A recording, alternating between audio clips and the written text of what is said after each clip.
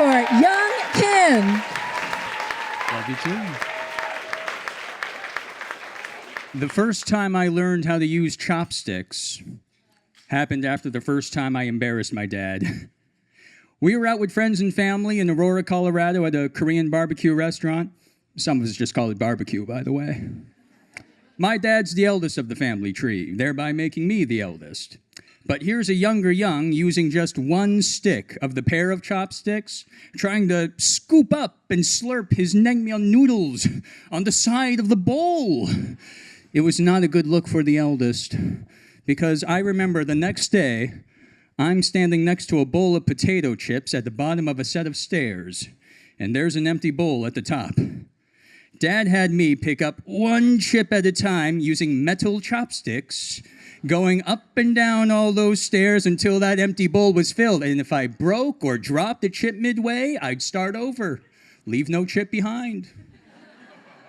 You know, there's that proverb where lions throw their young off a cliff and only recognize the ones that climb back up. Do cubs know they're supposed to do that? I mean, this really felt like the first time I'm being told, you're a Korean. Don't fuck this up. But you know what happens after you learn how to use chopsticks? Then you gotta learn how to play it on the piano. Then there's the first time you miss Saturday morning cartoons because from now on you gotta go to Korean school. Even though you ask me how much Korean I know, I'm going to say poquito.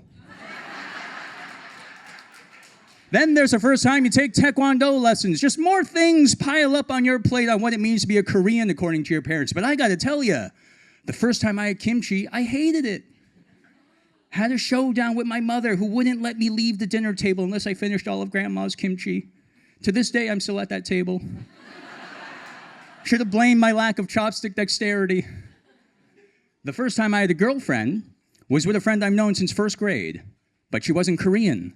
So Dad sits me down and tells me that because I'm the eldest, I gotta marry a Korean and father a son in order for it to count in the family tree. And if I don't do this, I just ended 29 generations of the Andong clan. No mudbloods, essentially. Did he really have to tell me this in 6th grade? I mean,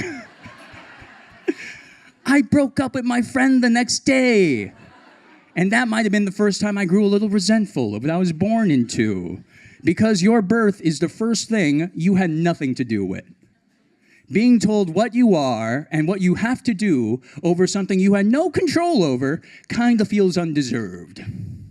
This would not be the last time I dealt with this cultural birthright. I was in my late 20s when I told my dad I loved someone for the first time. But she wasn't Korean, meaning I might not get married to one. So Dad goes ahead and tells me how he spent his last time in Korea before he moved to America for the big American dream. He went to see a psychic. A fortune teller who foresaw that he would lose his firstborn son. And now he knows, after this conversation, this was what that psychic meant all those years ago. That was almost going to be the last time I ever spoke to that man. Nothing I ever do is Korean enough, but I drew the line. We eventually reconnected because I have my own American dream, to just live the best life I've got. The best life I was provided by them, to show them and to myself that being born here did not end the family tree. You know how big a tree of 29 generations is? It's huge. A new American branch, a new American Korean branch can start here. It started with them when they moved here, with the grandparents, you know? But their American experiences are completely unique to mine. You cannot expect the same results, marriage included. All traditions once had a first time, but some traditions need to have a last time. I'm proud of what I am, but not just because I was born into it. I use my metaphorical chopsticks today to pick out the qualities and traits of both American and Korean cultures I wish to continue, preserve, and blend. The fact that I'm wearing hanbok and you guys aren't doesn't make you less Korean than me.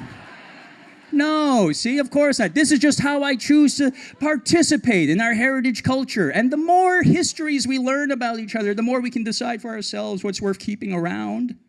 I'm more of a radish kimchi guy.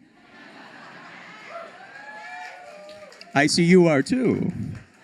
The Taekwondo, the footwork, helps with my swing dancing, a beautiful Black American art. You know, I don't think there'll ever be a last time we question what it means to be a Korean American.